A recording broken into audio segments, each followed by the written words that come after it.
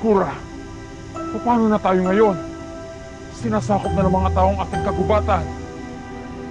Paano ang ating mga anak? Malalagay sa alanganin ng kanilang mga buhay. Huwag kayong mangamba. Lilipunin natin sila. Pagbabayarin natin sila sa kanilang kalapastanganan.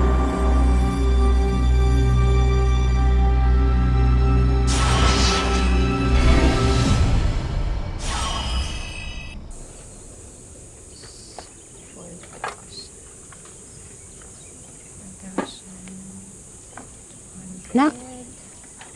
Nak, Po, nag-lipstick ka naman, oh. bakit? Kailan niyo ba ako nakitang na ganyan? Tsaka bakit niyo ba ako pinagli-lipstick? Ano ba yan? Eh kasi anak, pakiramdam ko type ka ng Migs. Eh chance mo na to para magkaroon ng love life. Sus! Sige na, magayos ka naman kahit konti, oh. Mang, hindi ako nagkaka-interes sa lalaking yun. O kahit sinong lalaki pa. Sayang lang oras ko. Mga manloloko lang yung mga yan. Anak, hindi naman lahat ng lalaki ay katulad ng papang mo. Ano ka ba? Bigyan mo naman ng pagkakataon minsan ng pag-ibig. Sumusugal din dyan. Ano ka ba? Alam mo na, ang lawak-lawak ng mundo.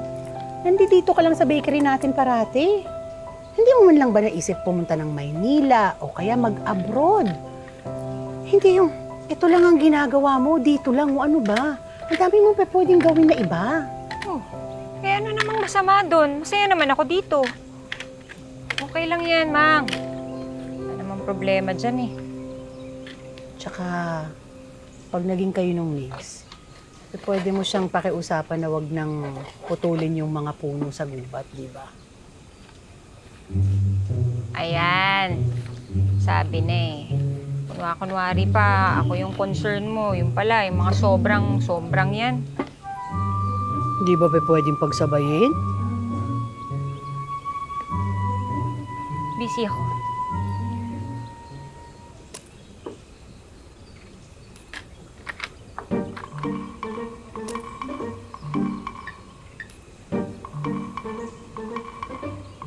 Ayaw mo, ako na lang. Ah.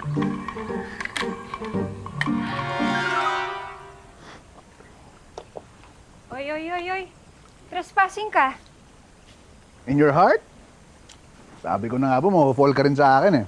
Abay, trespassing ka dito. Hindi ka pwede dito sa sala at saka sa kusina. Doon ka lang sa kwarto mo, gets? Gets? Eh, bakit ka ba nagsusumiksik dito?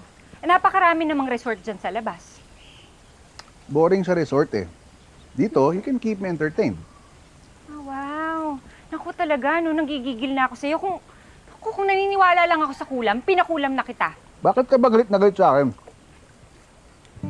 Alam mo, gusto ko na maniwala dun sa kasabihan na the more you hate, the more you love. Ay, hindi nag-a-apply sa akin yan.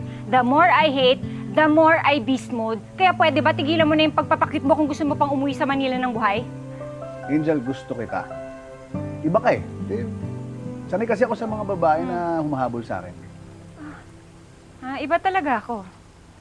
Kasi pag talagang nabuisit na ako sa'yo, hindi lang yung pandesal yung matitikman mo, kundi yung kamao ko. Ano naman? Sobra ka. Kapal. Walang narinig. Wala kang narinig. Relax ka dyan. Akala ko ba aalis ka at magpuputol ka pa ng puno?